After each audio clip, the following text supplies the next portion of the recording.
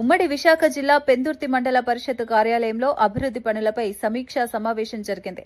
Janasena party rural జిల్లా అధ్యక్షుడు Pendurthi MLA Panchakarla Ramesh Babu ఆధ్వర్యంలో నిర్వహించిన ఈ సమావేశంలో మండల పరిషత్ అధ్యక్షురాలు మాలాతి నగేష్, వివిధ శాఖల అధికారులు పాల్గొన్నారు. మండలంలో జరుగుతున్న మరియు జరగాల్సిన అభివృద్ది కార్యక్రమాలపై అధికారులు వివరాలు అందించారు. అనేక బ్లాక్స్ క్యాన్సిల్ చేసి సుమారు 1000 ఇళ్లని మా నియోజకవర్గంలో క్యాన్సిల్ చేశారు.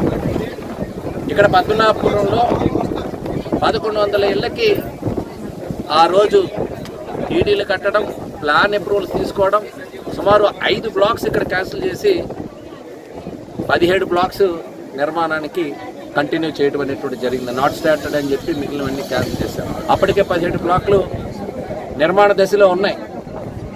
కరెక్ట్గా పనిచేస్తే 2021-22 కల్లా ఈ ఇల్లు అందరికీ కూడా ఈ పండుగ జరగాలి. ఈ రోజు జరగాల్సినటువంటి పండుగ 5 ఏళ్ళు కాలయాపన చేశారు. రంగులేసి తూతూ మంత్రంగా ప్రారంభోత్సవాలు అన్నారు. నీరు లేదు, కరెంటు లేదు, సెప్టిక్ ట్యాంక్స్ లేవు, మౌలిక సదుపాయాలు ఏమీ కలపకుండా కేవలం రంగులేసి ఆ రోజు ఇల్లు ఇచ్చే ప్రయత్నం చేశారు.